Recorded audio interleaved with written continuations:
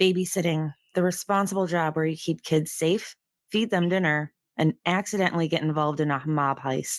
Because nothing says trustworthy caregiver like a knife fight and a stolen car. We're breaking down Adventures in Babysitting, a movie that made urban nightmares feel oddly family-friendly. Spoiler alert, don't call Chris Parker to watch your kids. Welcome to the Shermer High Alumni Association.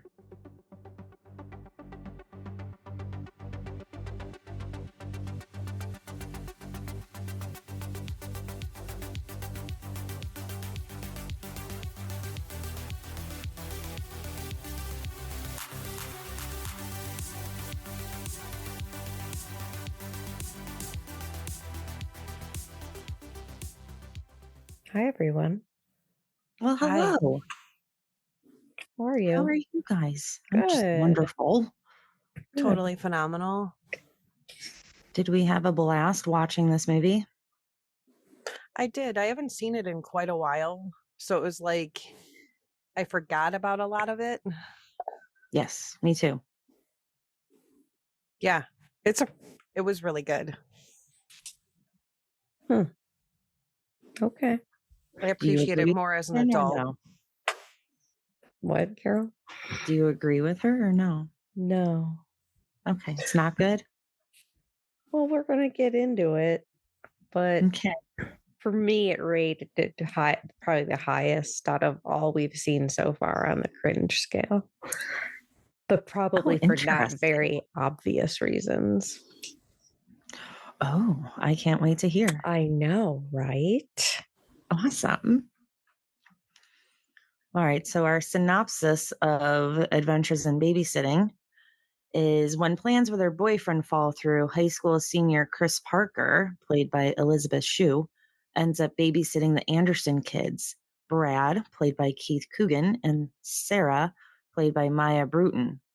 What should be a quiet night in, however, turns into a series of ridiculous exploits, starting when they leave the house to pick up Chris's friend Brenda, played by Penelope Ann Miller. And soon Brad's buddy Daryl, played by Anthony Rapp, is involved. And the group must contend with car thieves, blues musicians, and much, much more. What year did this? What year was this? 87. 87. Okay. So we've got Elisabeth Shue, and we've, fallen in love with her because of Karate Kid, right? Correct. She's so pretty. She is. Very jealous of her hair. That's her hair too, isn't it? It wasn't like, I would hope it is. It's not like a perm, or like it wasn't like, I think that's like what she looked like in life. Yeah. Yeah. Isn't that how her hair pretty much was in Karate Kid as well? Yeah. She has great hair. I'm glad we all agreed upon that. Yeah. Wonderful hair. She was 23 when this was filmed, playing a 17-year-old high school senior. So there again, we get into the adults, per se, playing high schoolers. Yep. But So she's Elisabeth Shue, so I think it's okay. Yeah, she is young looking. Because I feel like everybody else is relatively age appropriate. Agreed. I mean, maybe not Penelope Ann Miller. Maybe not Bradley Whitford. Bradley Whitford. I can't wait to talk about him. So we have Keith Eric Coogan. Yes. Who was 17 years old when the movie was released. So he wasn't he playing a 15-year-old? 15-year-old. So yeah. Yeah. So we're on par with that. So he was also in Cousins and Cheetah. What is Cheetah? I know. I've never heard of that movie. All right. What's Cousins? I don't know. Only thing I recognize from his IMDb is Don't Tell Mom the Babysitter's Dead. Yeah. His Cousins? Wasn't that with Is Arnold Schwarzenegger? Arnold in it? Schwarzenegger. Yeah. Oh, I thought that was twins. Oh. Yeah. Cousins, Some sort of twins, it's all relation. the same. Yeah. Oh Whatever. yeah, no. Ew. No, this Oh, it's like it's like Ted Danson. Ted Okay. Danson. He's like naked. Ew. What, is You he don't need to naked make with this his more cousin? cringy. Oh my god, did it come out in the 80s? It did. 89. Uh-oh. Maybe we have to watch it. Add it to the list. Yeah. I don't really recognize him from anything else, although he looks familiar. He's not really anybody I remember. I think he's familiar from from Don't Tell Mom the Babysitter's Dead. Yeah, you're right. Yeah. Mm-hmm. And then we have Anthony Rapp, who played Daryl. Mm-hmm. So this was his film debut, right? This was the first movie role that he was in. He's also been in Dazed and Confused, Beautiful Mind, and many more. He went to go on to be a regular cast member of Star Trek Discovery. Ah. And he's also got a pretty vast Broadway career. But that's not how we all know him. We all know the name Anthony Rapp because in October of 2017, it was Anthony Rapp that really started the downfall of Kevin Spacey. He was the initial Accuser. complainant. He was the original accuser, right, of Spacey making unwanted sexual advances towards him back in 1986 when he was 14 and Spacey was 26. And so this hit the news, and you've got, this is when, Spacey's on House of Cards.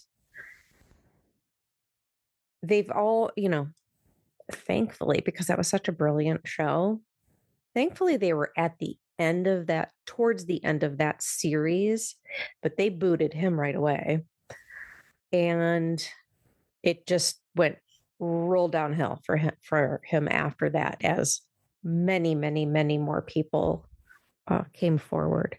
So he was good for him. I mean, good for him. Like, he was kind of a pioneer in this is enough. And we all know that Spacey ran into some trouble over there on Nantucket. He got calmed down. Bravo, Anthony Rapp. Yeah, Bravo. Good job, man. I mean, sorry that happened. Yeah, but I'm proud of him for coming forward.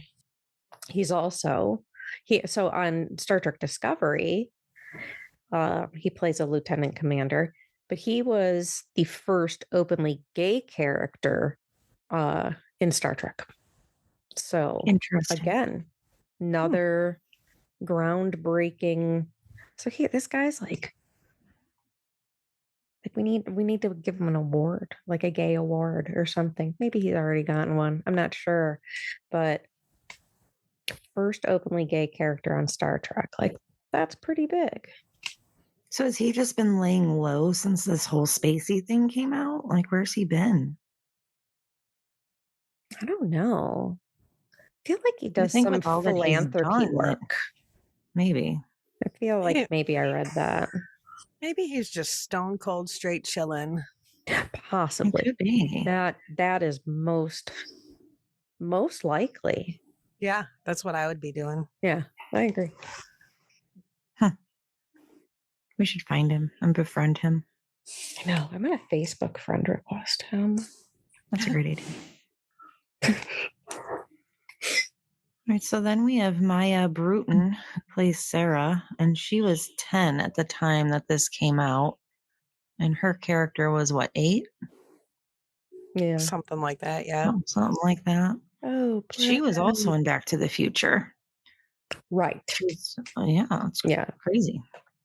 And she was also in 21 Jump Street, Highway to Heaven, Trapper John MD, and The Wonder Years. Did you guys watch Highway to Heaven? No. It sounds vaguely familiar. Yeah, I never watched it. I remember it, but I think, wasn't it kind of like Christian based?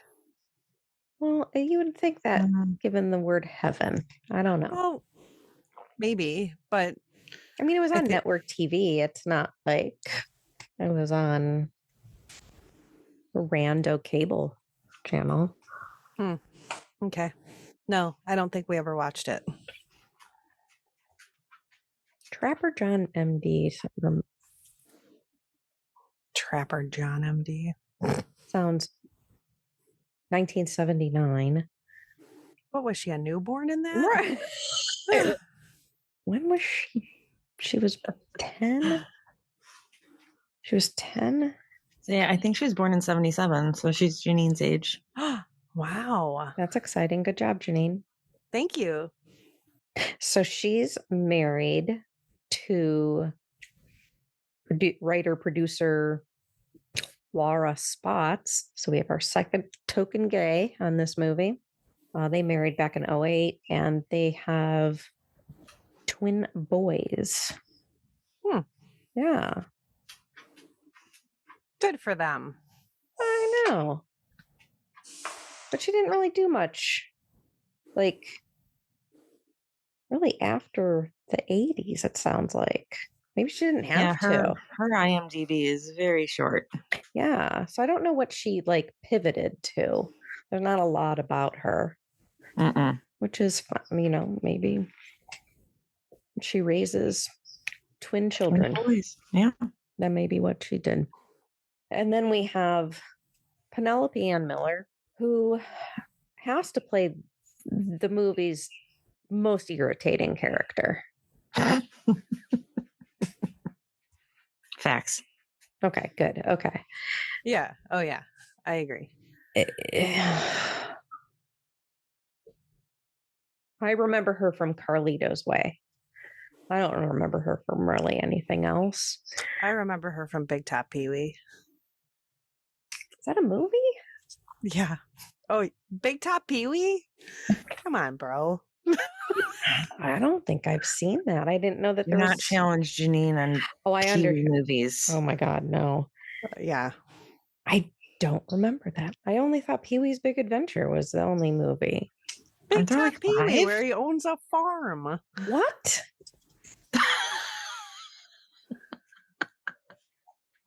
Yeah, he Oh. owns a farm. See, Penelope Ann Miller on the right. She's his girlfriend, and she's kind of psycho. Oh my God. Now you have to watch it. Well, we're going to have to put this on Wait, the what year list. did it come out? 88. Oh, perfect. Put it on the list. It's on the Add it list. to the list.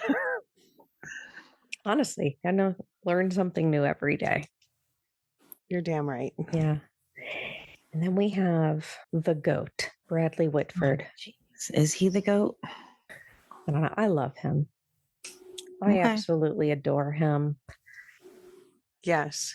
I do. I mean, West Wing, he was brilliant. And Handmaid's True. Tale, my God. Yes. Yes. He has had quite a career. He really has. And he loves dogs a lot. I love Really? dogs. Right.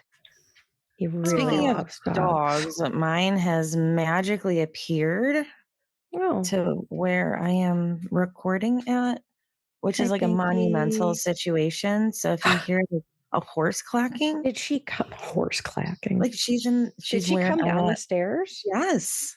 Oh, Like she's actually like roaming around. so So this much is a to major breakthrough. discover. I know. So we're just gonna let her clack around. Yeah, that's fine. That's fine. Let her do her thing. Right. So he's a very big dog lover, We love politically. him on Handmaid's Tale. We love Mr. Whitford. I'm Yes. going to be sad to see him go on Handmaid's Tale. I'm ready for Handmaid's Tale to just go a little bye-byes, but Not me. oh my God, it's done. It's just done. But Aunt Lydia is getting a spinoff, I know. which is crazy. Yes. It's exciting. So Bradley was 27 when this Yikes. filmed. Senior citizen. Ah, oh no. But his character was in college, correct? I think Yeah. so, yeah. Because she was a senior and he was older. And he's so cool. So cool. So fun fact, that Camaro is his actual car. Or was. I don't know. if Does he still have it? He should. Oh my. We'll have to friend him also and ask. Wait. I'm How do- already friends with him on Oh, Facebook. How do we know he's a college student? Because he's like living at home. I don't know. I think they make references to how he was older, but I guess we don't know that he's actually in college. But he's not in high school. And then we have Mr. Chris Columbus directed Adventures of Babysitting. So he's a writer and director, right? Mhm. So he wrote Screenplay. Yeah, screenplay for Goonies and Gremlins. which are national treasures as well. Of course.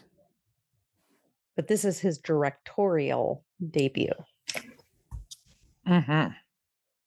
And then went on to do Home Alone and Home Alone 2. And he also directed some of the Harry Potter films. Harry Potter. Harry Potter. Harry Potter. Okay, so he did the first two. Okay, so we like him. Okay. Then that's fine.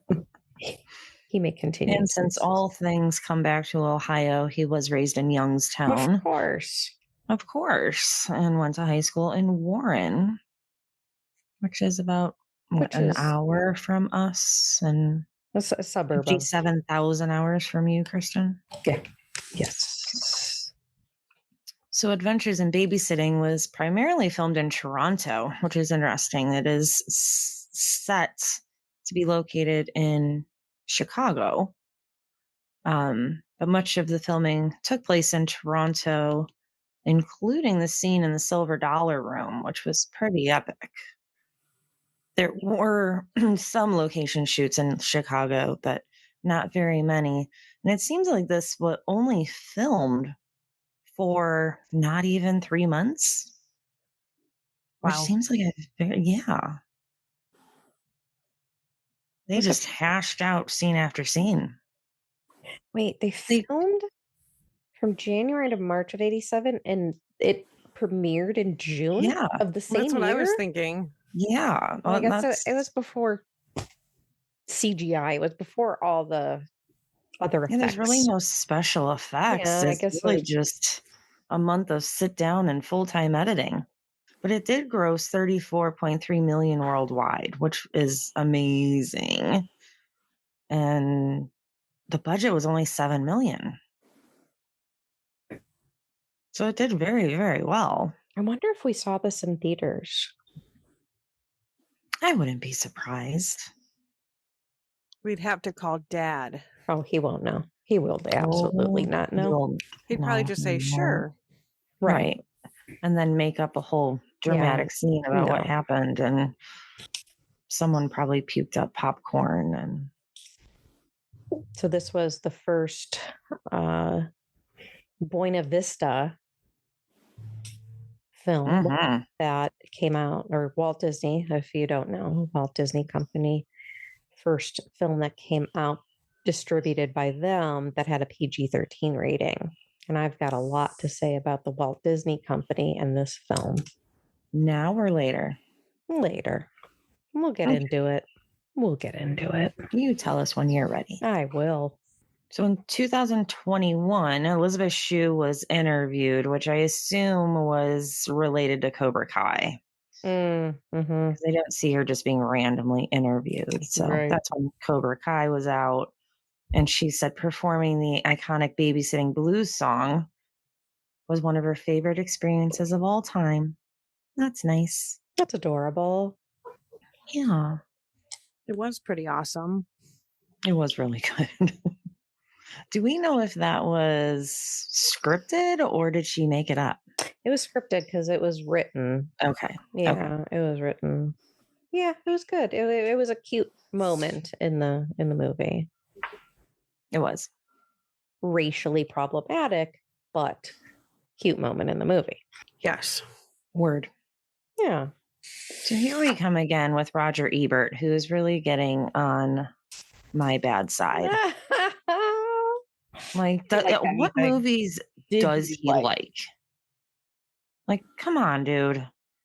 He gave the movie 2.5 out of 4 stars, saying that the Blues Club scene, of course, was the best, but he criticized the film for not doing more with its Black characters. He said it had good raw material, but too many unrealized possibilities.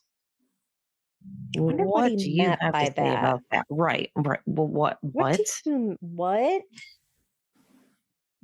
It's a movie about kids. Unrealized possibilities. Unrealized possibilities. That's like what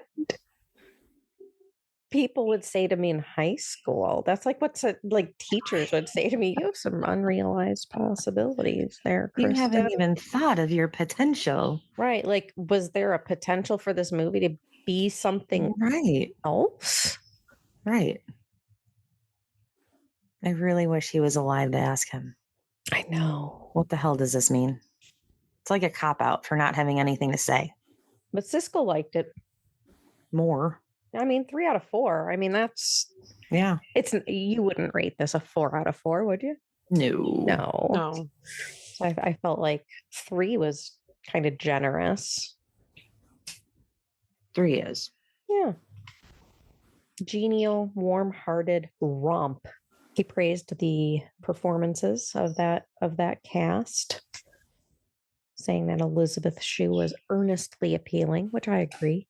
But he criticized the movie for a lack of social awareness, which we'll get into, and he was absolutely right. And they compared it to Risky Business and Ferris Bueller's Day Off. Okay. Like, on the fringes of those movies, but yes. Yeah, like very little fringes. Anything else that we need to... I think we can jump right into it. Sure. All right, let's do it.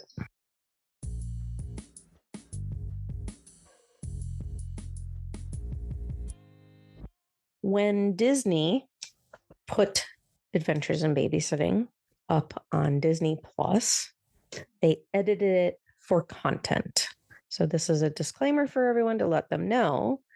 We will discuss this, but the Disney Plus release of the movie removes the word fuck. It also removes the word homo, which we will talk about. And it also removes the word asshole, I think, right? Yes. For airhead. Yeah. And so these words are all replaced. We'll talk about them, but little tidbit there that at the beginning of the movie, as it starts, it says this was edited for content, which I think made all 3 of us probably stop and go, why? Mm-hmm. Right. They also removed the phrase, you son of a bitch. Do they? Yeah. When Pruitt kicks in the door on his wife. Right. So they just removed it. Yeah, they just muted it. Now, according to Disney, these were all the words that were dubbed over for TV syndication. So Okay, But I that doubt. makes sense. No, see, that's the thing. I think like fuck and asshole were probably, but I don't think homo. I don't think homo was dubbed over. I at doubt all. that. Yeah, I doubt it too. So we open the movie with our pal Chris Parker here dancing to And then he kissed me. and then he kissed me, and then this is another one of those like, no, who sings that? The Crystals. Yes. Then he kissed me by the Crystals. So she's dancing. She's super cute. She's got a 4-poster bed. She's very excited to go out on her date. She's very excited to go out on this anniversary date with this tool of a dude. Tool is putting it lightly. I know. And it's like, it's so funny, especially when, like these, it's like, what was their relationship prior to this? And that they're reaching an anniversary. Yeah, I'm wondering what anniversary it is, because I even know people to this day that still celebrate monthly anniversaries, which I think is just an excuse to go out. Yeah, they're young. Right, because the girl and her boyfriend, they celebrate the monthlies because they haven't gotten to the year. It's like people who like refer to their kid as like, this is my 36-month-old. What? What? So she's dancing and she puts on her dress, her awesome dress. I can just hear it scrunching. I know. So you got that crushed velvet up top. And why can't I think of the bottom material? Is it taffeta? Taffeta. Yeah. Taffeta. And so that brings back that whole like Jessica McClintock, Gunny Sacks, those dresses. And I remember, I don't know if you guys were purchased Jessica McClintock dresses or not. Well, I for sure had one. Good for you. Yeah. Thank you. I think it was for a prom or one of your weddings. What? One of whose weddings? Yours. You've never been to any of my weddings. Yeah, I was. Oh, yeah, you were. I wasn't. You weren't. I think it might have been a prom dress. My prom dress came from Benetton, which I'm very proud of. That's pretty cool. But it reminded me of my freshman homecoming dress. Ooh, good call. That mom bought me. And we went in as a friend group and she got me this, and it was a Lons Originals. And I remember thinking, like, what the fuck is this? Like, but it was a really big, like, she knew, like, she knew. And I think it was really important for her to buy this dress for me because I was the first one and it was the first dance. It all goes downhill from there. But this dress. The timing works out too, doesn't it? Weren't you a freshman in 88? 89, yeah. 89, so. Yeah. So, I was like, I gotta find this dress. This is the dress with the green, like, iridescent. I loved this dress. It was a fantastic dress. It was a Lons original. I wonder if it's in the basement. Probably. So we first realized that who her boyfriend is when she sort of dances over to her vanity or her desk or whatever, and she picks up this photo of her boyfriend leaning up against his car. Yeah, he really loves the car. He really loves his car, that he has like a photo of like him, a professional photo. Like a professional, and she has that framed. So she likes this in this guy, right? Like, yeah, I love my boyfriend who loves his car so much. And I'm just listening in my mind to You're So Vain. Oh my gosh. Seriously.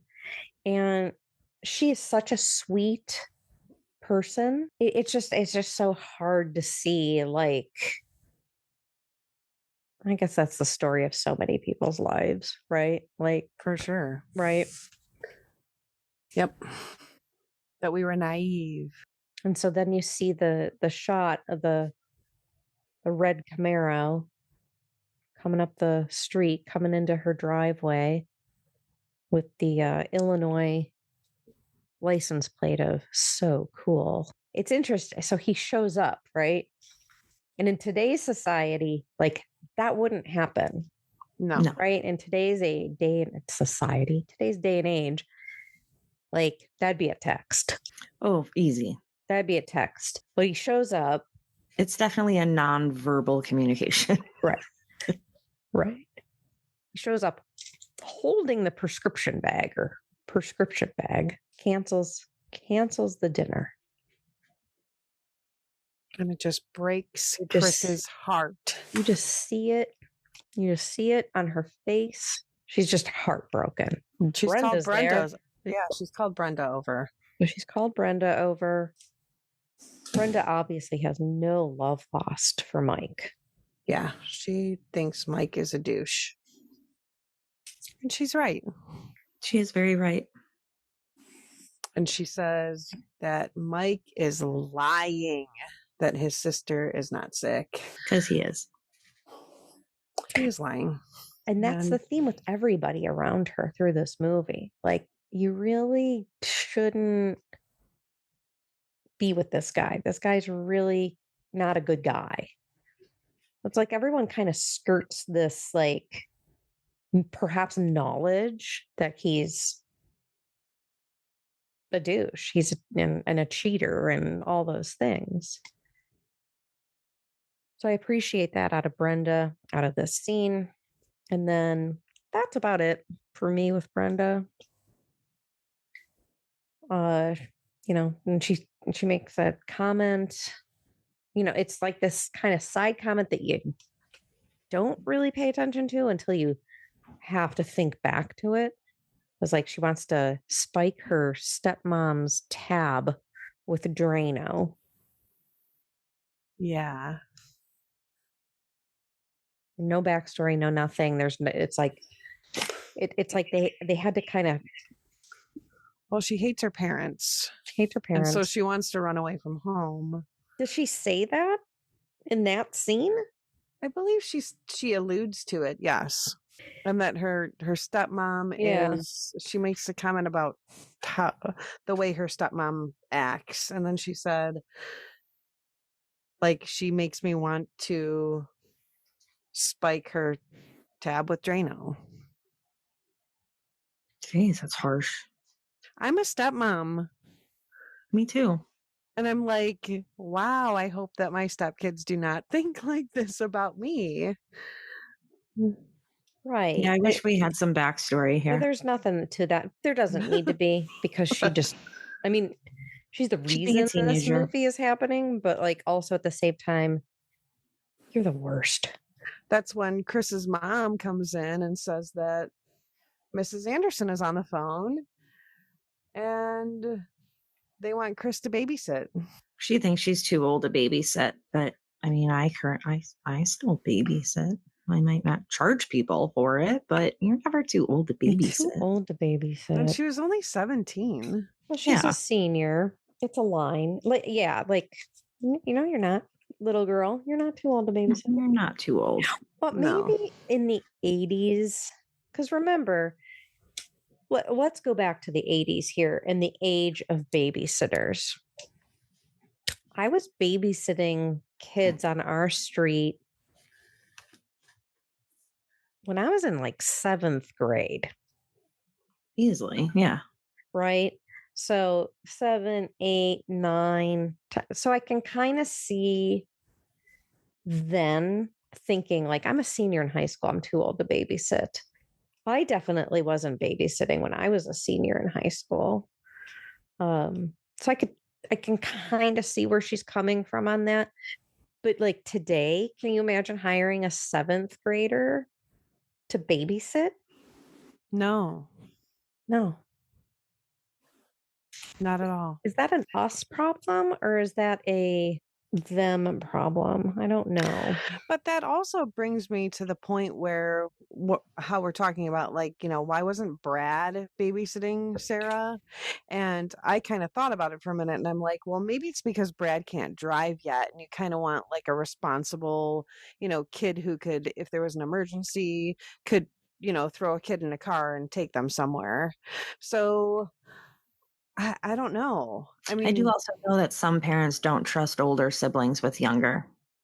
Because Lily has babysat for families before with older brothers her age, and the parents just didn't trust that they would actually watch the kids. yeah. Oh, So yeah. she would go in and watch the kids. So they weren't trusted to do so. So yeah, and Brad was supposed to be staying over at Daryl's. Yeah, That's but you know what? true. If I'm Brad's mom, I'd be like, no, you're not sleeping at Daryl's. You need to watch your sister. You can have Daryl over here. End of story.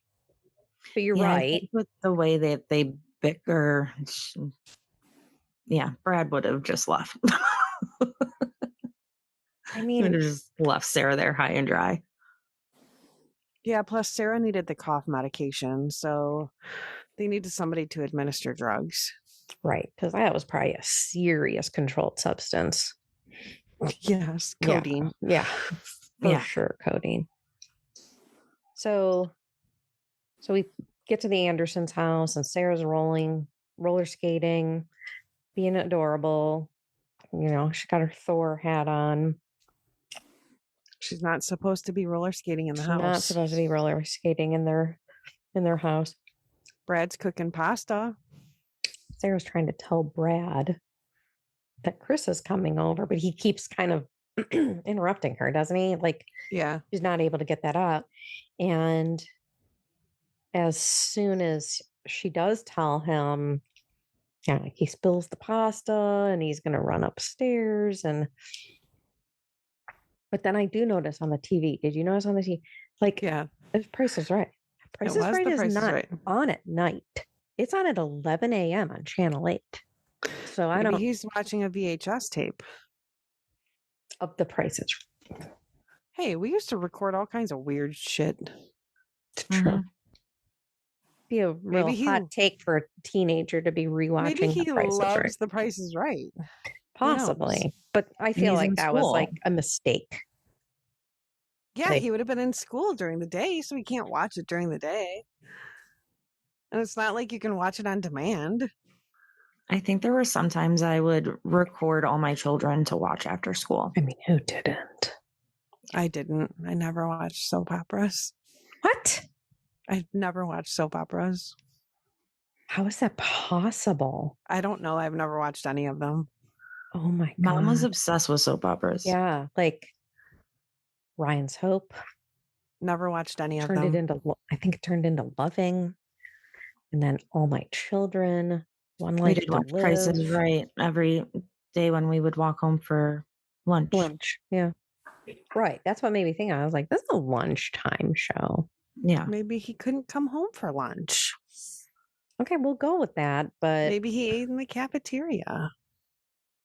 I think they were just filming during the day, and that was what was on TV. All honesty. Yeah. Whatever.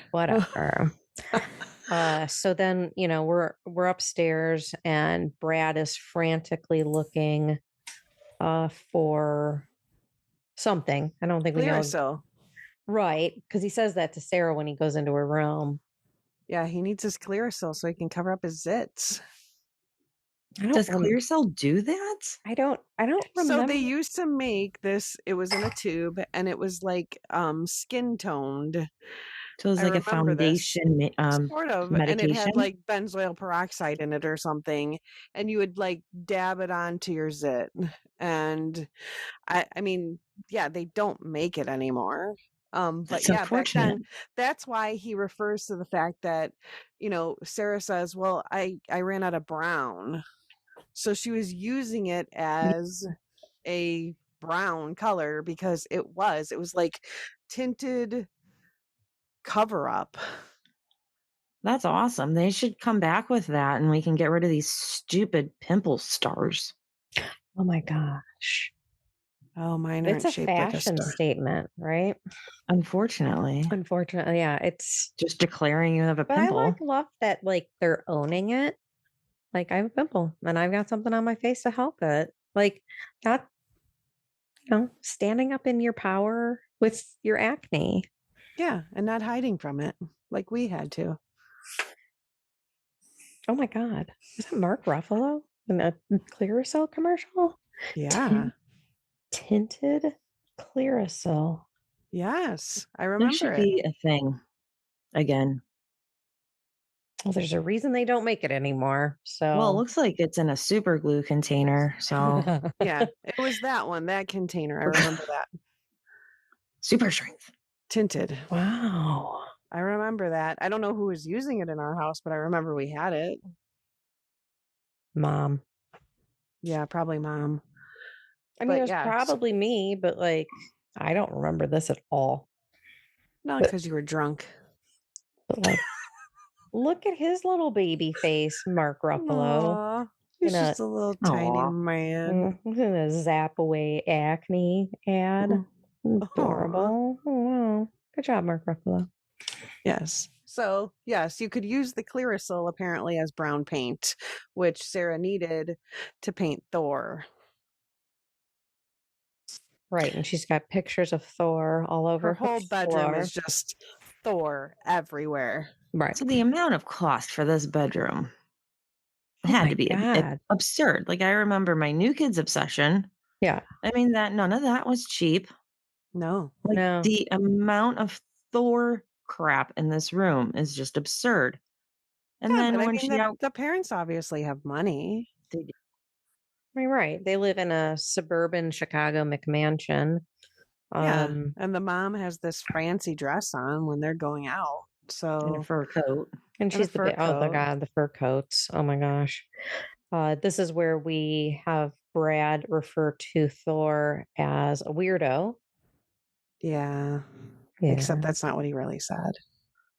And he says it over and over. Thor's a homo. Thor's a homo. And Sarah says, take it back. Take it back, Brad. Take back what you said about Thor.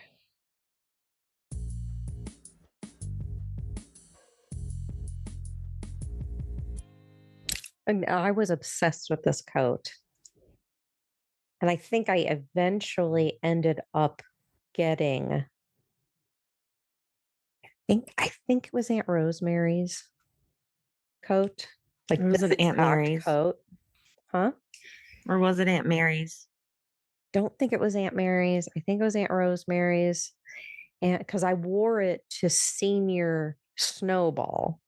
Because I have a picture of Courtney and I in that. And so this coat could also be in the parents' basement. oh my gosh, it could be. It could be. I don't know though. There's probably not We a have lot some of digging my to do, stuff. Janine.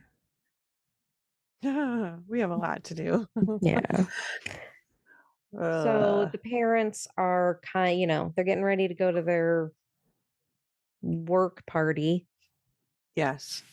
But I do appreciate kind of that whole, not chaos, but like that scene where it's just like the mom is trying to get everything situated. Like, okay, she needs this cough medicine. She needs to be in bed by blah. He's sleeping at Daryl's. Like, and, and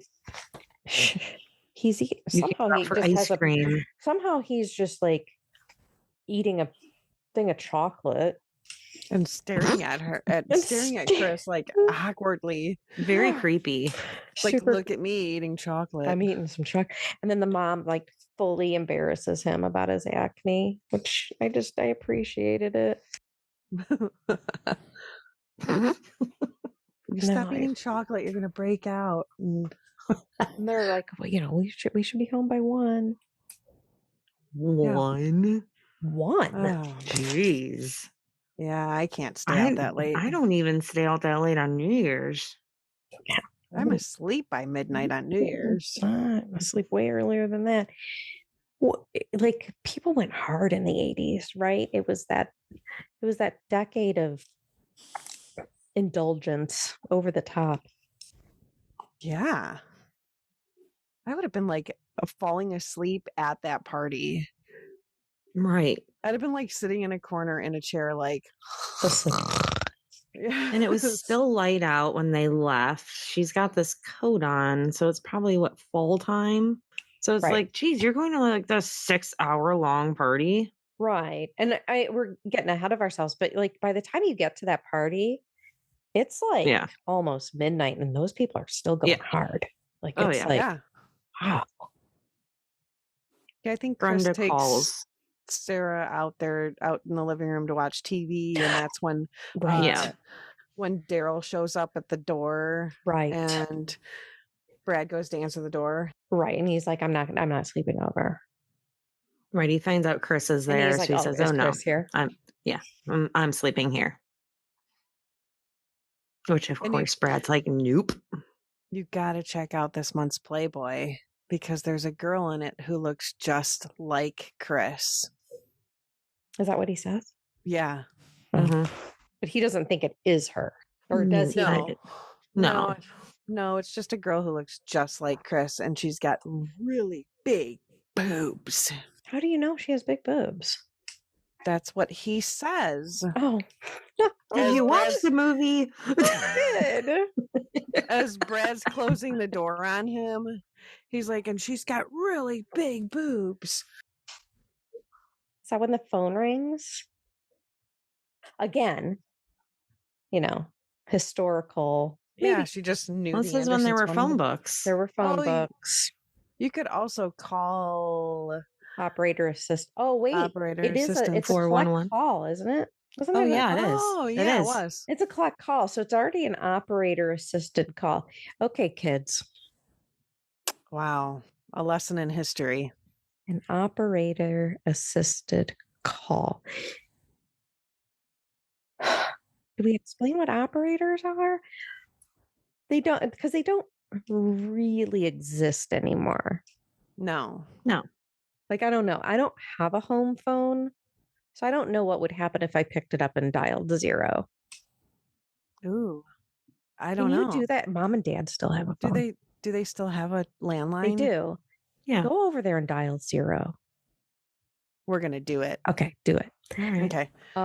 So 100 years ago, you used to be able to dial an operator. So you'd pick up the phone and press 0. Isn't that what Grandma did? Yeah, Grandma was an operator for Ohio Bell. Yes. Right. Yeah. So you'd call and someone would answer the phone. They'd say, "Operator, how may I assist you?" Mm-hmm. And you'd say, "Yeah, I'm looking for the phone number for the Andersons who live on whatever street in whatever city." And they would say, "Okay, would you like me to connect you?" Well, you would get 2 options. They would either connect you to a recording that would say the number, or for a fee, they would connect you. Oh, yes, because then it would be like a collect call. Well, it could be unless you're calling from your own home, then it would go on your phone bill, and then you would get in trouble with your parents. Big time. Yeah, because that would really add up. I speak from experience. So, yeah, the operator could either give you a recording of what that phone number was, and then you could write it down and you could call that number, or they would connect you. Right.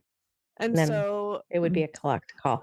And a collect call, kids, is where you don't have to pay for the phone call up front, but the person that you're calling has to pay for that phone call.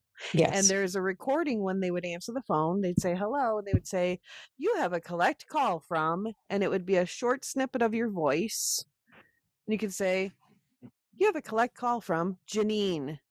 If you'd like to accept the charges, press 1. If you'd like to decline the call, please hang up." Yeah.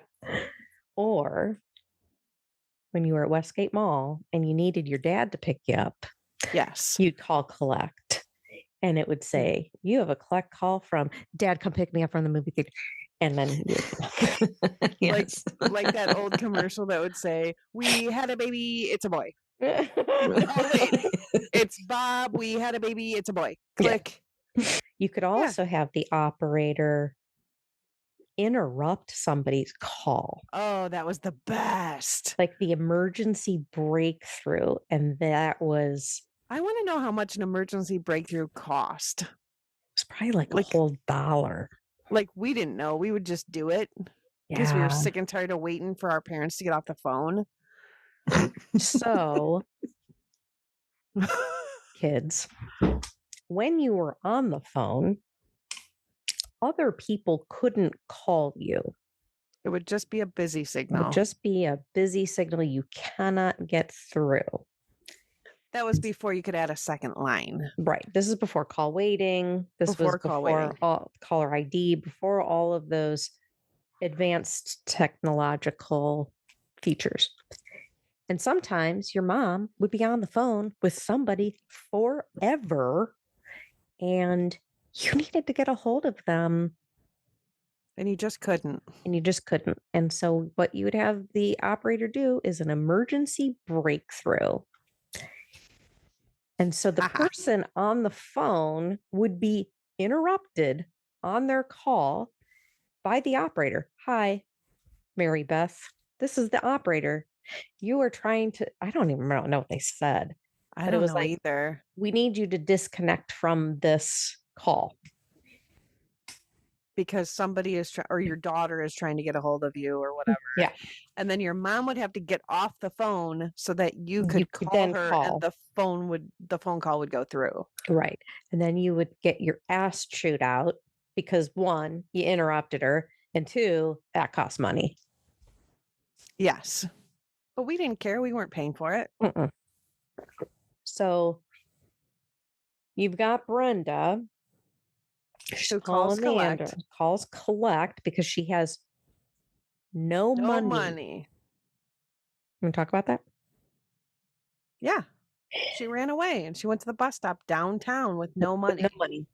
Or bus station. No money. What were you going to do, Brenda? Right. What was your end goal here? How did you get to the bus station? And what was she going to do there? Right. How did you get there, Brenda? What was she going to take a bus somewhere else, or was she with just what? Gonna... Right, but what I'm saying was like she somehow got to the bus station, right? Right. And then what? Were you going to get on a bus? Were you just going to hang out at the bus station? Like, what was your plan? Right. How did you get from like Northbrook, Illinois to downtown Chicago? Like, really within the span of like an hour? Mm-hmm. And if you ran away, wouldn't you come to your best friend? Why didn't you just go to the Andersons' house? Catapulting yourself into downtown Chicago. Like, it just doesn't make sense. Yeah, where are you running away to? And like, I understand this is a movie and it's fictional and there needed to be some sort of plot. Right. But I don't know. It just Brenda, no money, in an urban bus station. Yeah, Brenda's like, hey, Chris, I finally did it. And Chris says, you finally put Drano in her tab? Yeah. And Brenda's like, no, I ran away from home. And I'm at the bus station downtown. And I need you to come and get me. And Chris is all like, no, there's no way. I'm not babysitting. I don't have time for your shit, Brenda. I can't drive downtown. I got my mom's station wagon. Can't drive downtown. There's no way. Right. But, there's a lot of scary shit going on at that bus station.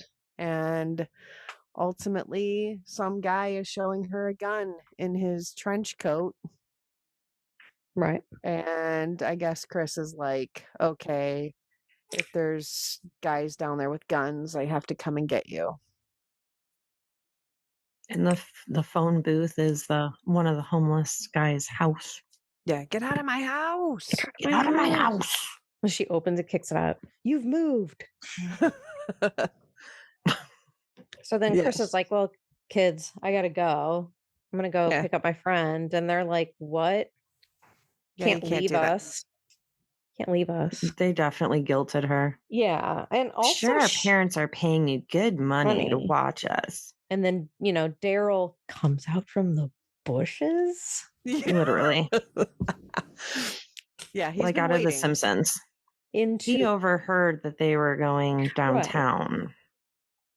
So the blackmail begins. And he's like, I can't believe that the Andersons would allow you to take them downtown. Oh, right. I'm going to go tell my parents they should hire you to babysit me so we can go downtown. And so then they're like, all right, fine, Daryl, get in the car. Right. So now everyone is going downtown. Right. And so it's a happy little family drive down the I think they're like Eisenhower Expressway. Is that Chicago? I think so. Sure. And she's telling a story about a man with a hook for an arm. And so there's just a lot of foreshadowing, right? Like, that's where Thor lives. Is she pointing to her dad's building? I think so. I think she is. I think Thor lives there and he fights the forces of evil. Right. And Daryl's in the back with the Playboy. Yep. And she gets to like the scary part of the story where he pulls out his arm and he's got this hook for a hand and he's scraping their faces with the hook.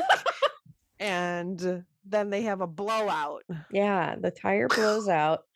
Yet she can complete control of that car for like quite some time. Yeah. I mean, good on you.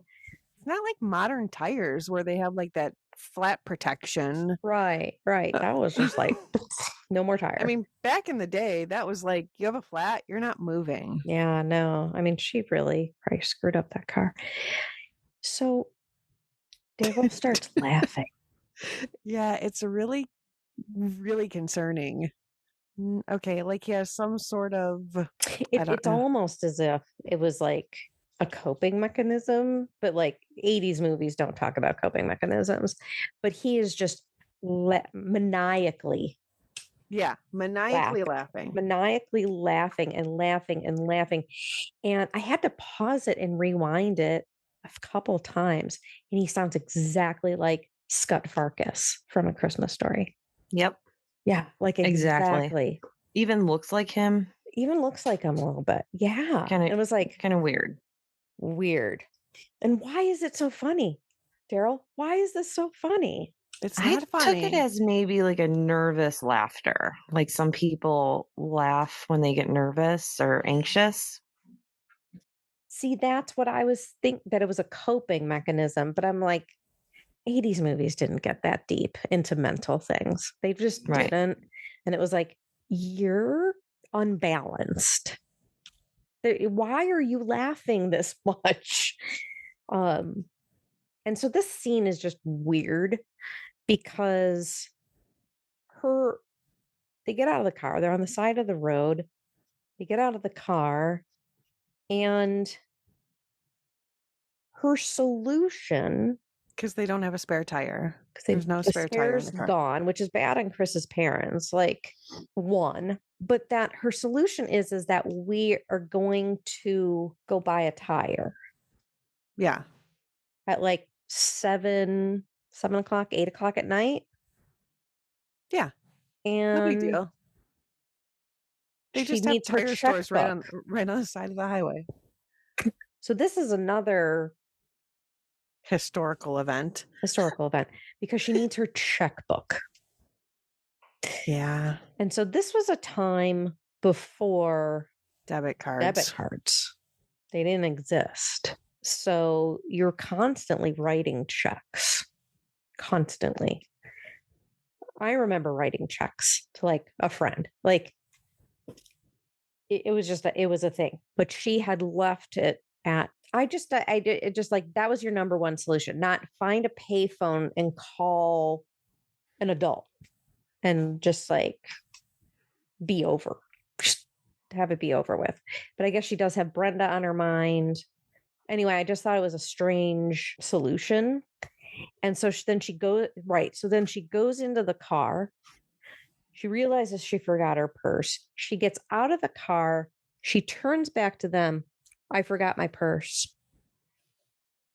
And then she walks past them and kind of turns around and just kind of starts babbling about something. And then Daryl goes, did you forget your purse?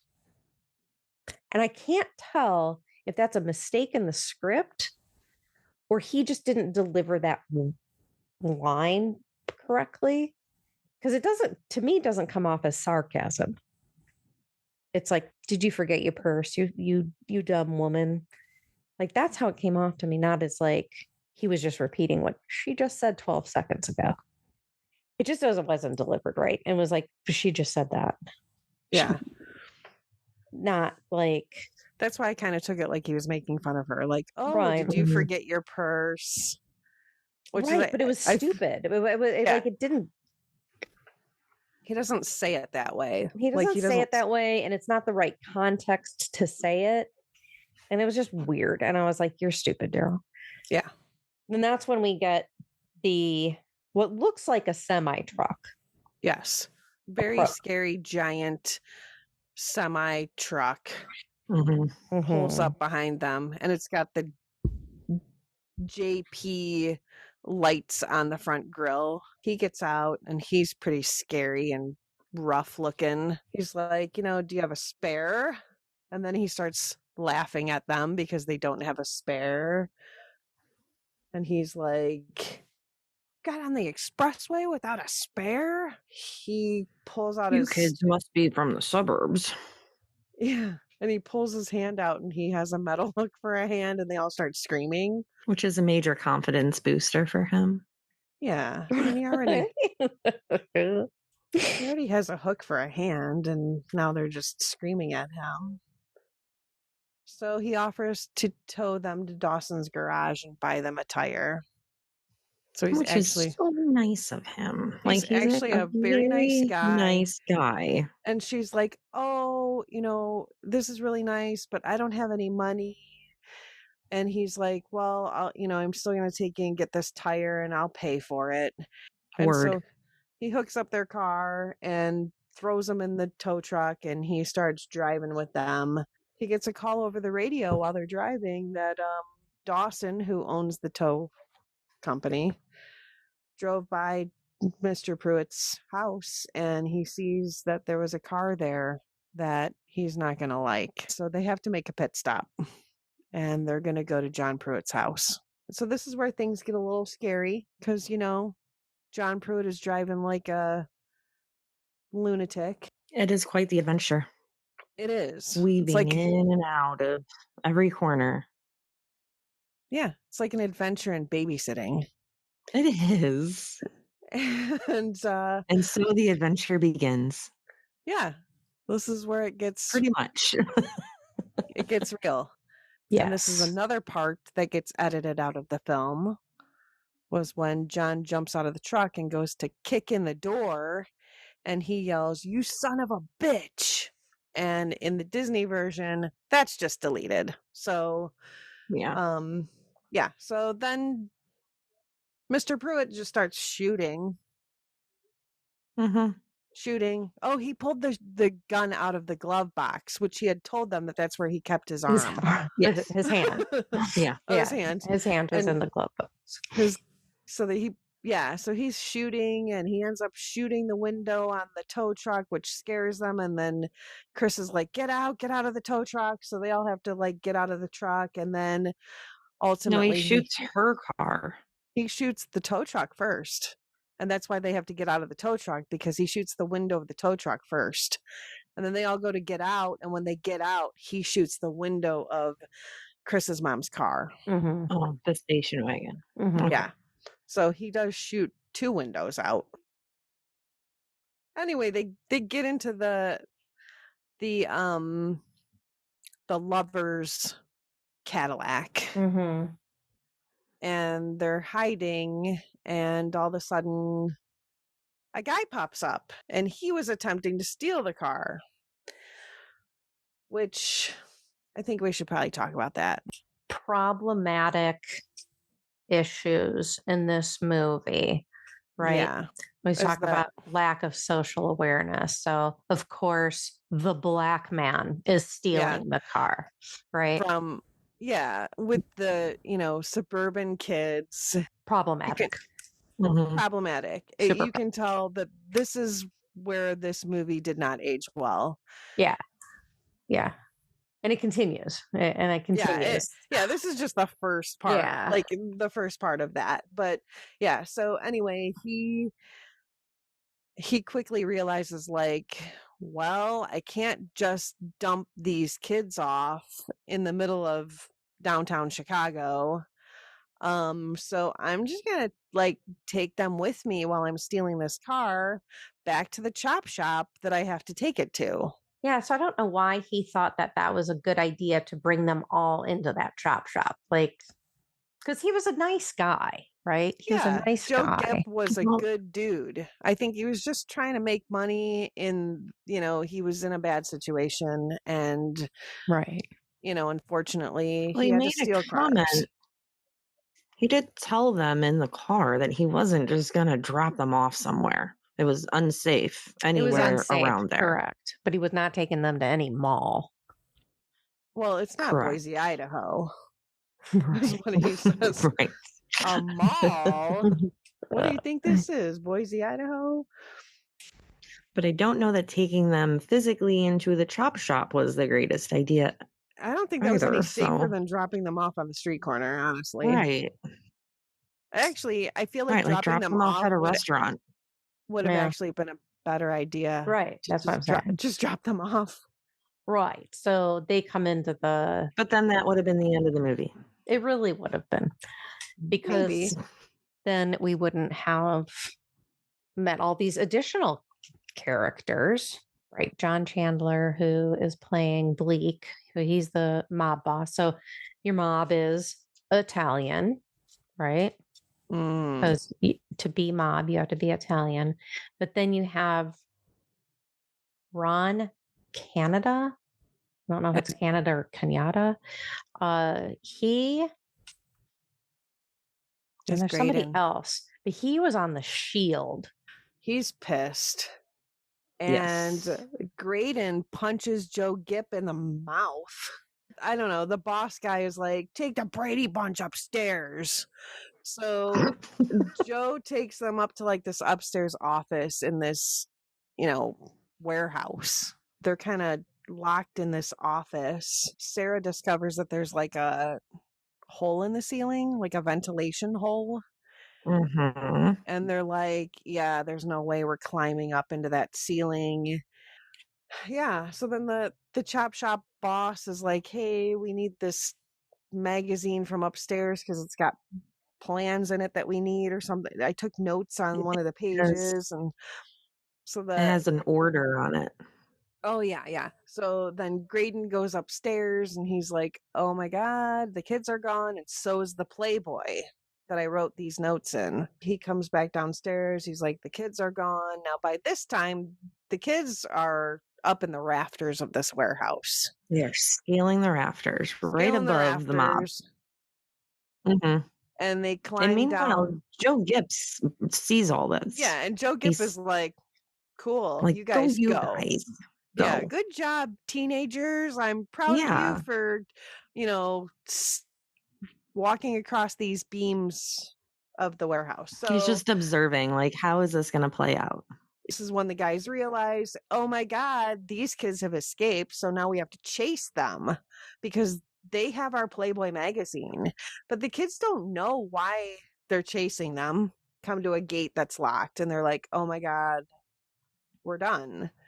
And then they realize that there's actually a door to their right that is a club, like a secret club in an alleyway. Go into this club and they realize very quickly it is a blues club. They make the wrong turn and end up on stage. Yeah. So it's pretty obvious right away that they are the outcasts of this group in this club. Yes. And they end up on the stage with someone who's performing. And they're like, oh, hey, we're so sorry. We'll just go. And the guy's like, nope, no one leaves without singing the blues.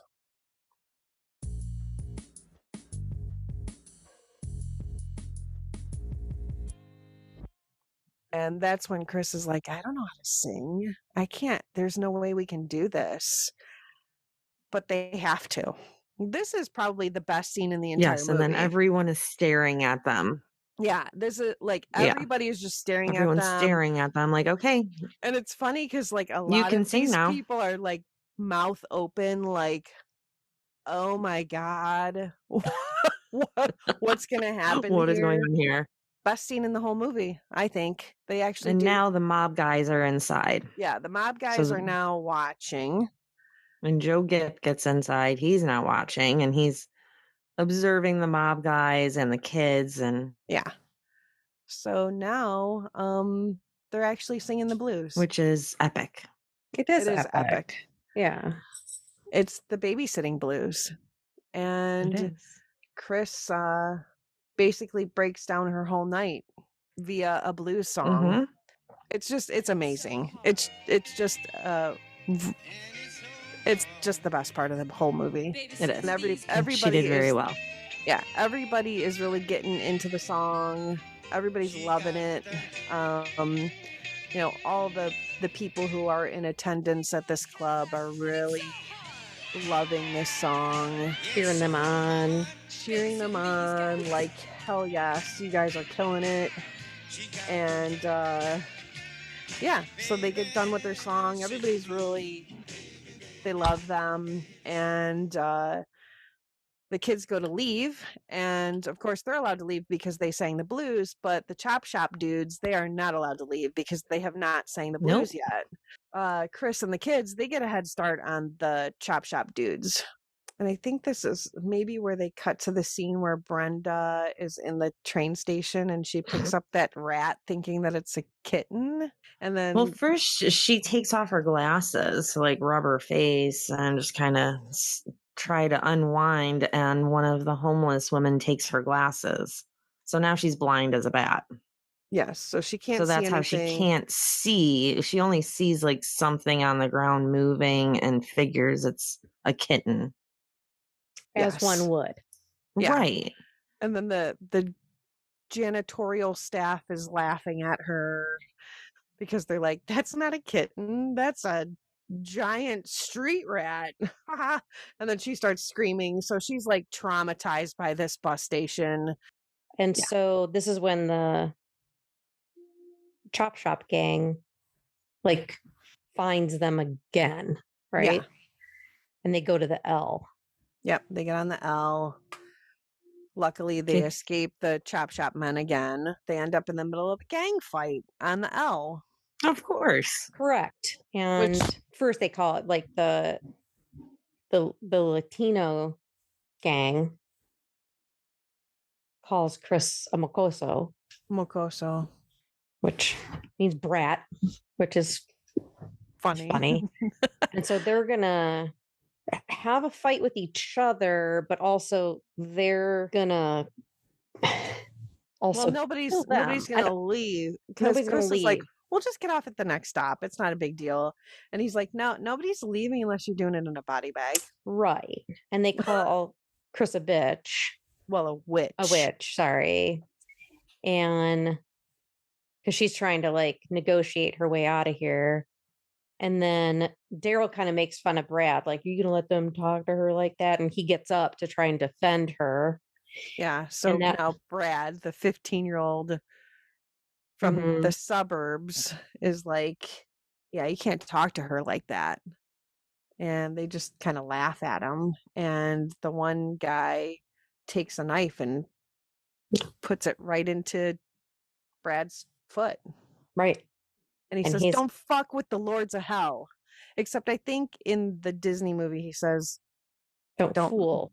Don't fool with the lords of hell. And then Chris says, she grabs the knife out of Brad's foot and, holds up the knife to him and says, don't fuck with the babysitter. And it's that's such a great part of the movie.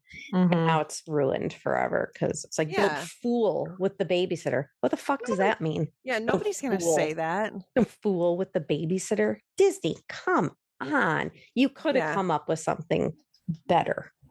Don't fool with the babysitter. What? Yeah. Anyway, the even mess would be better. Don't mess with the babysitter. Right. Like, I don't know. Don't fool with the lords of hell. Yeah, because I could see this badass gang on the L train saying, don't fool with us, guys. Don't fool with us, guys. So yeah, they get off the train and Brad can't walk because, he's got a foot injury now.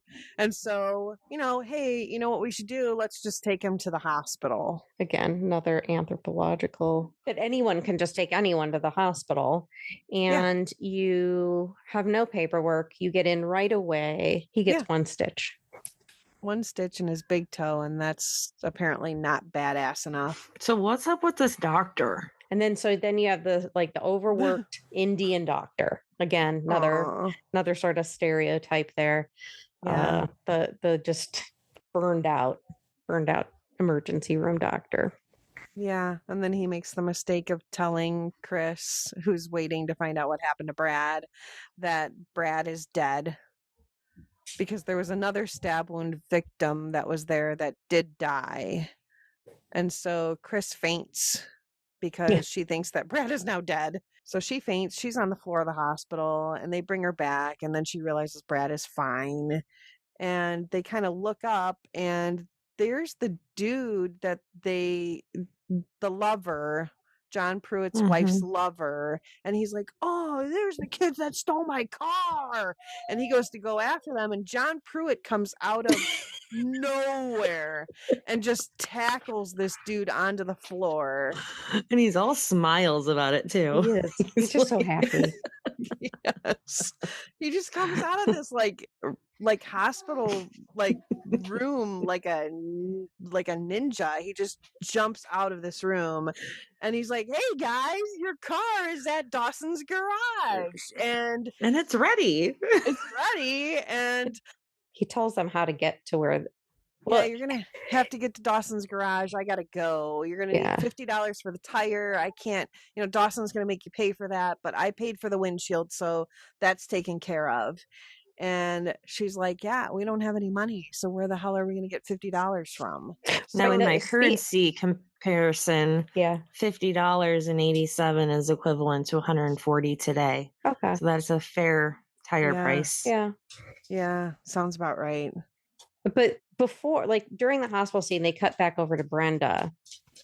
And Brenda's trying to buy a hot dog with an endorsed check. Yes. And that's another aged thing. It's made, made out to me, but I'm going to endorse it to you. And it's like Chris's mom wrote it to Chris and then Chris signed it over to me. And now I'm going to sign it over to you. And it was first of all. And it's good. First of all. It's a good check. Yeah, the check is good. You think you can pay a street vendor with that? Are you kidding me? He says, Brenda. You slip me the cash and I'll slip you the wiener. Right. Right. Oh, so wrong. Thank you, Disney. Yeah, thanks, Disney. You couldn't change that somehow. No, but, right. Don't fool with the lords of hell, guys. But I'll slip you my wiener. Yeah, I'll slip you my wiener if you slip me some cash. Yikes. So they gotta get $50 and they gotta get to Dawson's garage. And they're just randomly walking again. Right. Somehow they're on the campus of the University of Chicago. Yeah, which apparently is right next door to the hospital. And they're like, oh, Daryl was like, oh, there's a party at this house and Sarah has to take a tinkle. So they're like, yeah, let's just stop by this party because, we'll use their bathroom. And Daryl beelines it. Oh, yeah. He's like, oh, yeah, I'm going to this party. They walk in and right away, these two dudes are like, oh my God, that's Miss March from Playboy. And they walk up to her and say, can we have your autograph? And she's like, that's not me. And then Dan enters the picture, who is Right. the hot college dude. Right. And he's like, yeah, that's not her. You guys obviously don't have any idea what you're talking about. He looks like Paul Rudd. He does. Yeah. Yeah, he looks a Yeah. lot like Paul Rudd. And right, he says, "Oh no, this doesn't look anything like you." Yeah. And so then that apparently qualifies them to dance together because that's what you have time for. Right. Yeah. You know, Brad takes Sarah to the bathroom so she can take a tinkle, and they just start dancing. And like, they're not only dancing, she's telling him, like, hey, he's like, how can I help you guys out? You know, because she mentions to him that I'm babysitting these kids, blah, blah, blah, we're in trouble. And he's like, how can I help you? And she's like, yeah, I need $50 for a tire. He's like, yeah, no problem. No problem. So they, you know, they're having this slow dance, and she lays her head on his chest. Yeah, that's pretty intimate. And you're like, wow. Action. I mean, she just met him like 3 minutes ago. I mean, I don't even lay my own head on my wife's chest. Yeah, I don't do that with my husband. If we slow danced, I really don't think I would lay my head on his chest. Then again, he'd have to be like way taller than me. Right. I was gonna say we're too close in height to be able to do that. It would really hurt my back. Unless he like stood on a stool or something. Mm-hmm. Yeah, that's weird. Then they cut over to like Daryl, who's just hanging out with these college dudes, and they're all like drinking beer, and he pretends to do like a shot of popcorn, which I guess I don't realize. Maybe in the original movie, like they didn't change that scene, so he must have just been taking like a beer mug full of popcorn, and he like tries to down the popcorn. It's weird. While And then- trying to look cool doing it.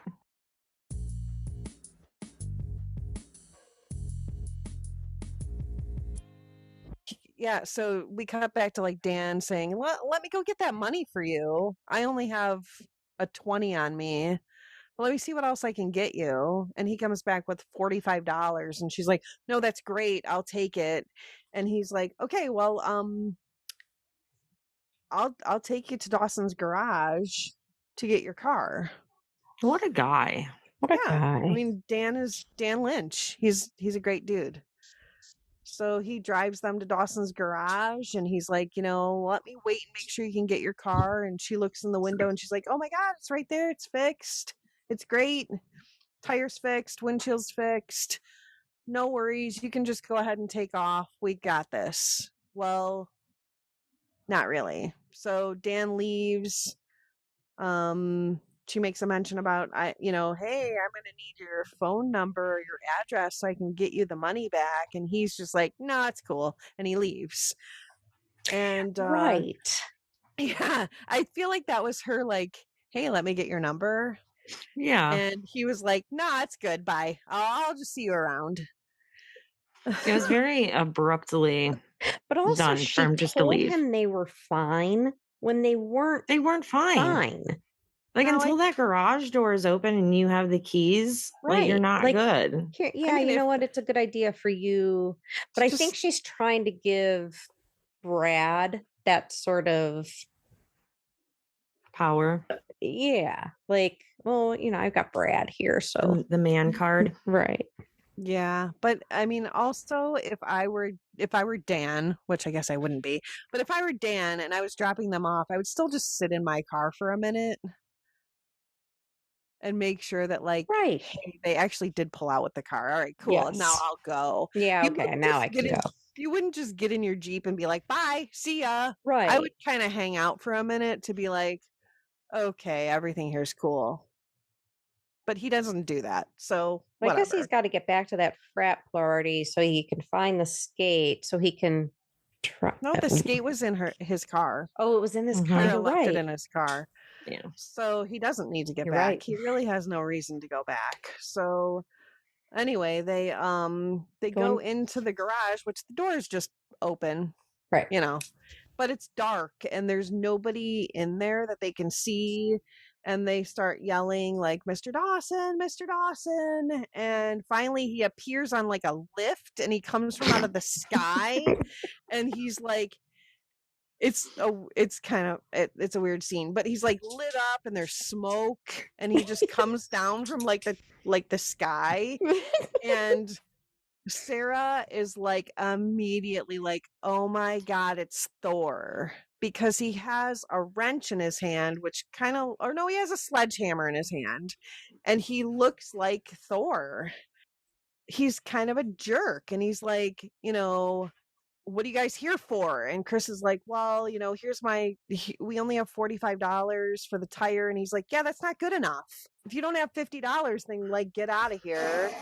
So did anyone think like when he first came down out of the sky, you're like, that's Bill Hader. He's like, I also thought that. Yeah. And I had to look up who it actually was. Yeah. I was like, that's Bill Hader playing Mr. Dawson. Like, yes, it was like an SNL skit or something. Yeah, totally. It looks exactly like him. So Sarah confronts him and she's I also like, thought of Russell Brand. He kind of looked like Russell Brand too. The face, yes. Yeah, a little bit. But Sarah's like, hey, I thought Thor like helped people. You're my hero. And I thought that you helped people that were in trouble.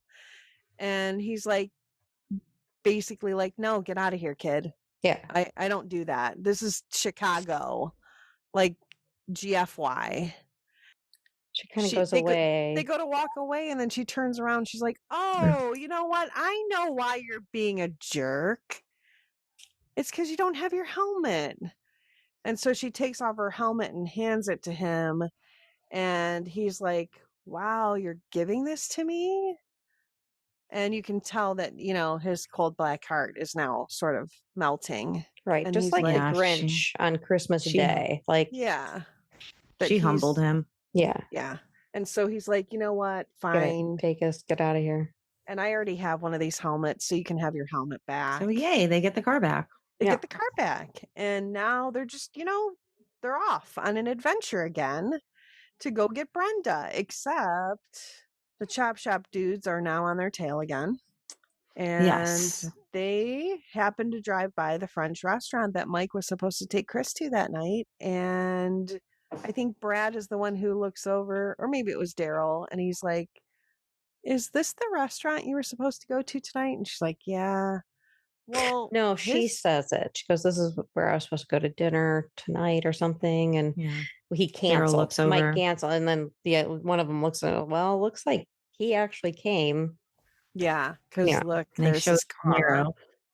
And so can't miss those plates. Yeah. So then she makes the decision, you know what? I got to go in there. I've got to find out what's going on here. She walks into the restaurant and realizes that he's there with Sesame Plexer. Well, that's a name. Yes. Who the hell names their kid Sesame? I have not we heard all wrote of it that, down. Like it was like that's not a thing. Sesame Plexer? She's such a sleaze. Meet my son Cumin. Like what? What? What? Yeah. Meet my son Pine Nut. But also the time in which they arrive at that French restaurant is about 1:45 Yes. And it is popping. Dinner at a French restaurant popping at midnight. Yes. And also notice that Chris tells Brad to watch Sarah and he doesn't. And he does not. Goes back to the babysitting. Can't have older siblings babysit. Because she knows exactly what she's going to do. She's like, I'm going to go get an eclair and I'm going to go look at those toys. Yes. Yes. Because they did pass by a toy store and she was all about it. Right. And so as Chris is approaching the table, Mike is telling Sesame the exact same thing he said to Chris. Like you're a special girl. Girls like you only come around like once in a lifetime. Or twice in one evening.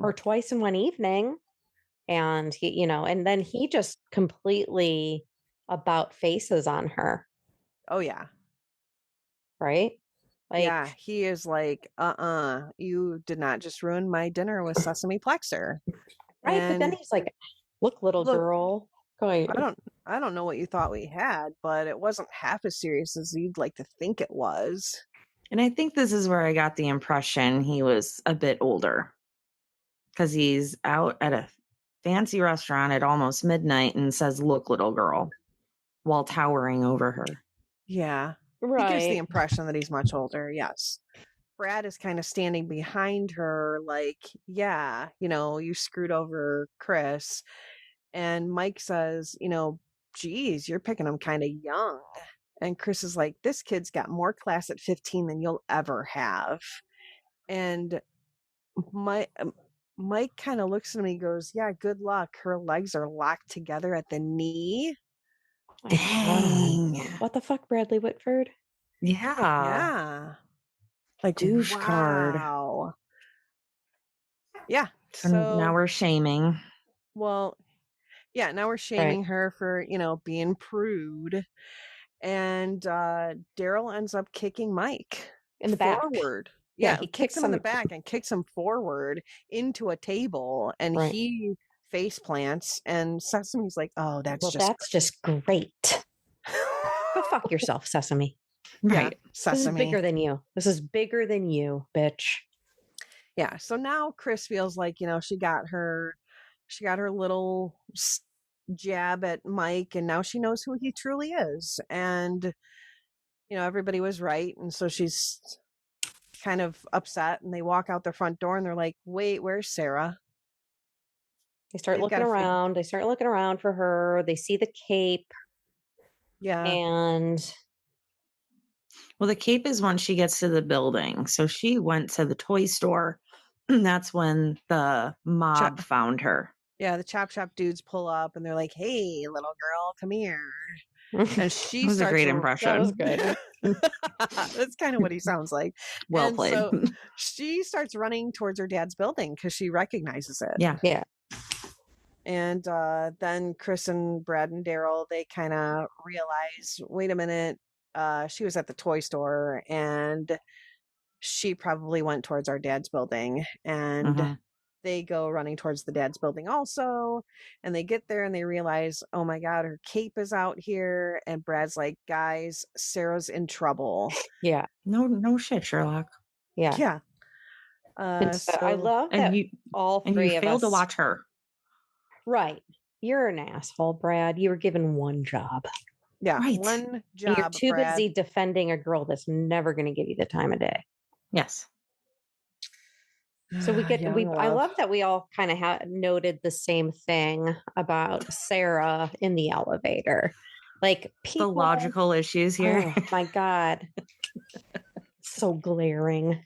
Everyone's like, yeah. And I don't understand, like, why did she pick those floors? Because she thought they were the top floors, or that was the highest numbers she could reach on the buttons in the. Like, I don't understand where did she think she was going? It doesn't matter. She hits 42 and she hits 44. Well, we don't know that she actually pushed the button on 42, though. We know fingerprint was on it. Her fingerprints on it. We can deduce. I mean, maybe. But you're right. Like, she could have just glossed over 42 and then pressed 44. Possible. Yeah. But it looks like she's pressed 42 and 44. Yes. Because there's no smear fingerprint. It's a fingerprint. It is a fingerprint. Yeah. So, like, you bring a hole to the logic. Like, I get that. But why the fuck didn't you get off at 42, Sarah? And then 44 is just literally OSHA's worst nightmare. Yes. Yeah, there's no window, like, of construction, like, and they just have sheeting over this window. First of all, I don't think that's a thing. I don't think that's how that works. But that's the floor Sarah gets off, is a floor that's still under construction in her father's building. Yes. Yeah. And now the chop shop dudes are following Sarah, and they end up on the floor that Sarah and Brad's parents are actually attending the party. Well, the Italian guy. Yeah. I think it's him. Oh, yeah, because he splits up from Graydon. Yeah. Graydon takes the one floor.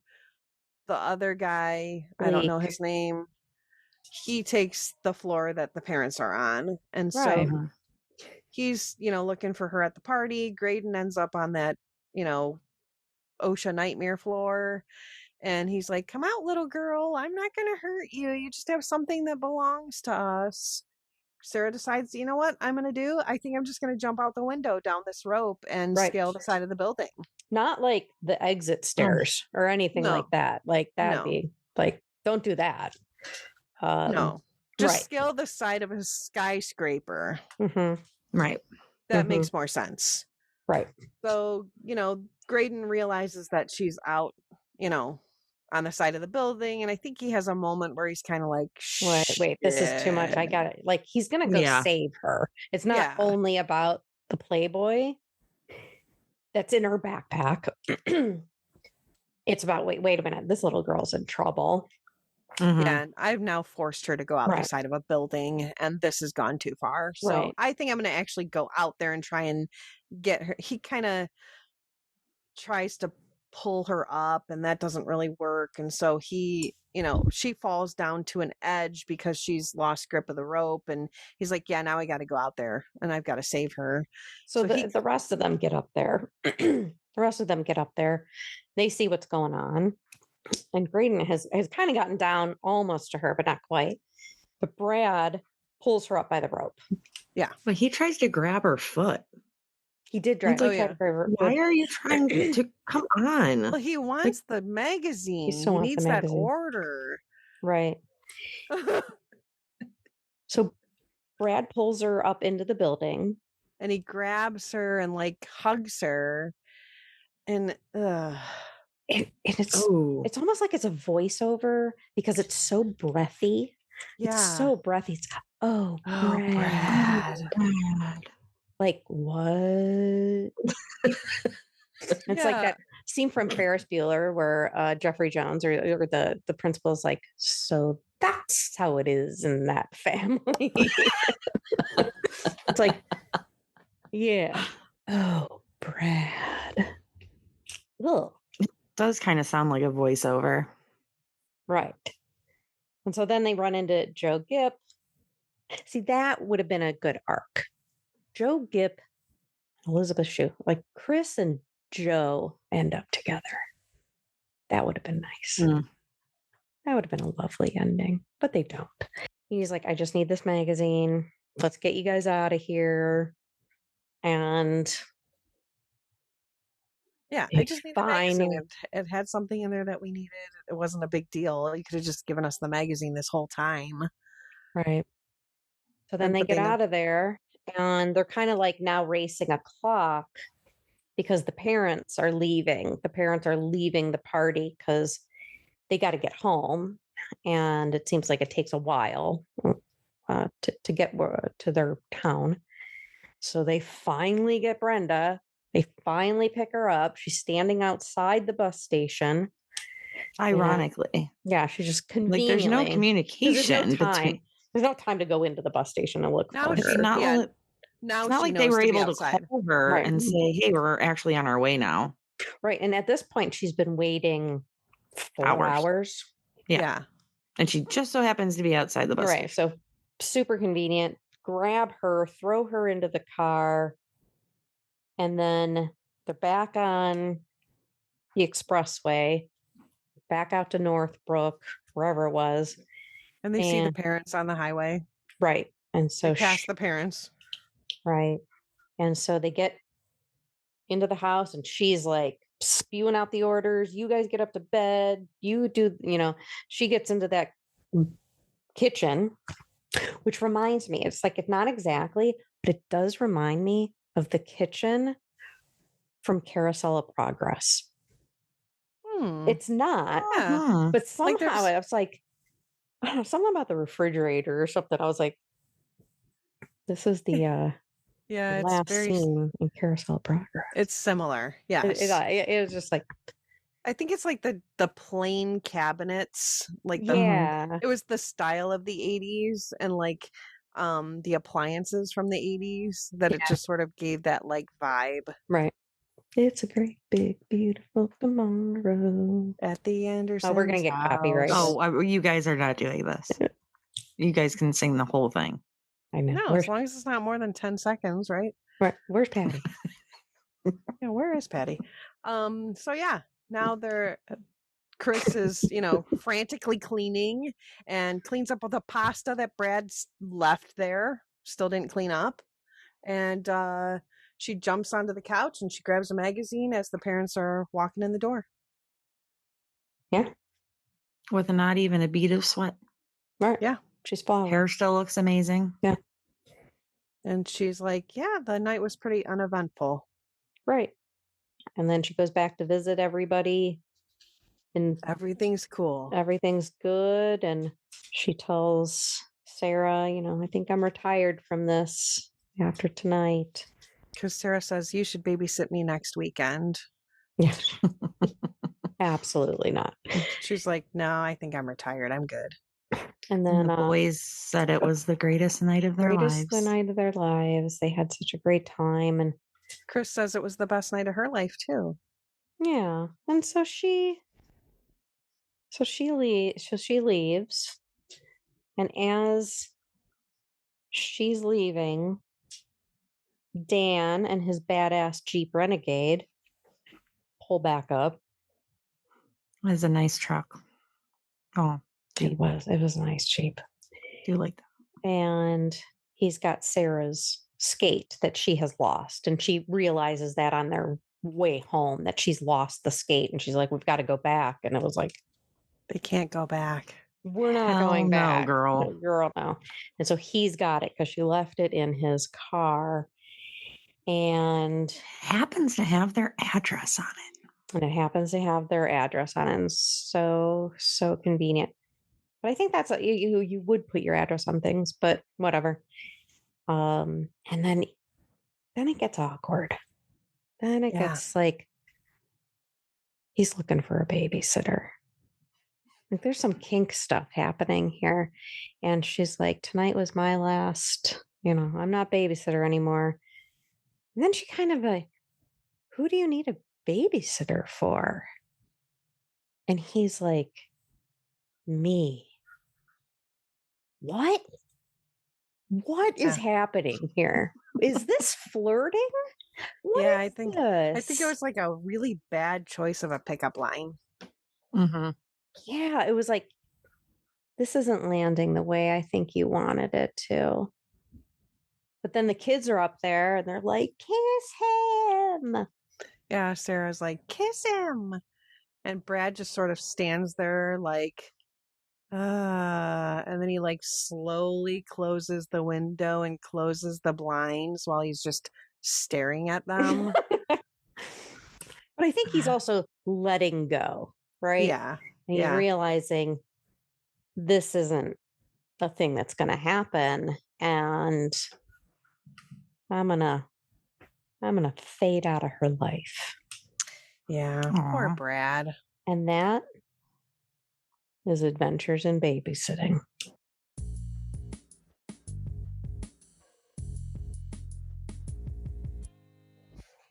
What an adventure it was. What an adventure it was. Yeah. Well, do you want to talk about how you feel about this movie? Sure. Do you? I do.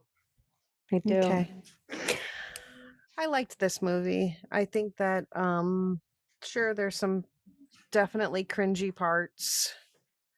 I think I would like to have watched the original version versus the Disney Plus version, because I think the original version would have maybe changed my verdict.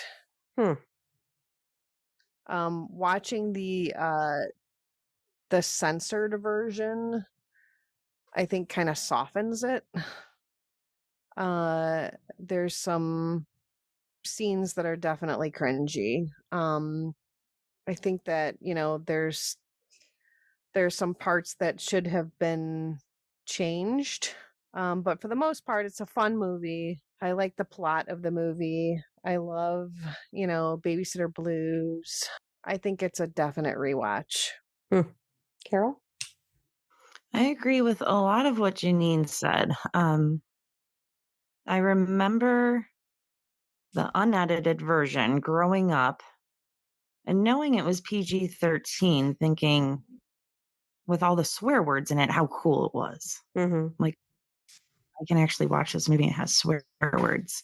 And that was It was a big deal.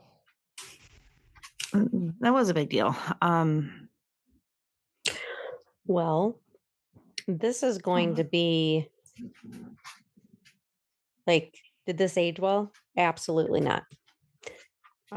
Is it rewatchable today? It did not. I don't think it is.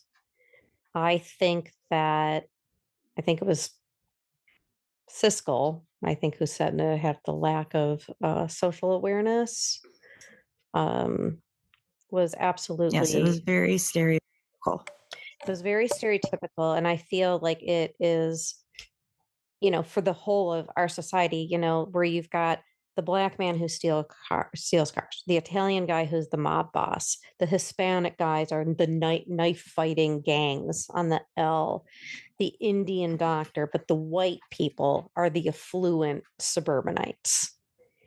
Right. And the fact that the Walt Disney Company produced a film and was okay with a film that said the word homo in it over a dozen times.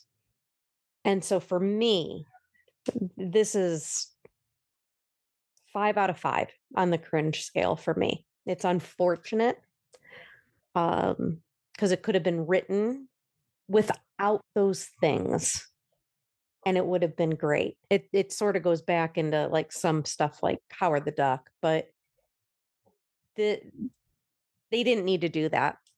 They didn't need to do that to make that script successful. We're in the late 80s at this point. So it's super cringe to me. I will not be rewatching it. I think I do agree. That was just so stereotypical. That was like, oh, I mean, the plot line was there. I liked that, but it was just it was too stereotypical. It was too predictable. It's unfortunate because it could have been written in a way. And I guess that is what Disney tried to do.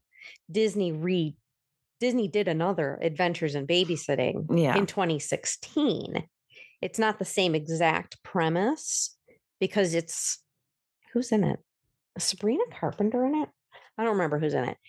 But they try to redeem themselves by doing a different Adventures in Babysitting. And it's like, no, you've already done it. Yeah. You've done your... So anyway, that's where I sit on this one. I think we're all relatively aligned, except Janine. Janine's going to rewatch this one. I mean, I haven't. You're changing your mind. I'm not changing my mind. I haven't watched it in years, so obviously there's a reason why I didn't watch it in years. There was a lot of the movie that I didn't remember. Yeah. So I don't think that I watched it a lot as a kid like Carol did. I don't know. I mean, like, for instance, if Ferris Bueller's Day Off was on TV and Adventures in Babysitting was on TV at the same time, I'm going to watch Ferris Bueller's Day Off. So, I mean, I wouldn't say that I would sit down on a Saturday and be like, you know what? I really want to watch Adventures in Babysitting. Could I go for the rest of my life without watching it ever again? Absolutely. Yeah. I'm not going to seek out watching this movie again. So what's your rating? On the cringe meter, I would say a 4, 4.5, somewhere around there. I'm going to say 4 as well. Yeah. Yeah. I don't agree with, how they stereotyped people. It was very obvious. I wouldn't say it's the most horrible movie I've ever seen. Right. I like the plot. There's some fun scenes. I like the story. I like the, Okay. You don't have to justify it. You already gave your opinion. I know. Okay. You don't have to justify yourself. So We all know how we all feel about it. And I think we all kind of feel the same way. So that was a wild ride. Car chases, we had Thor, and a truly alarming amount of racial stereotyping. Some of it was fun. A lot of it was, wow, that did not age well.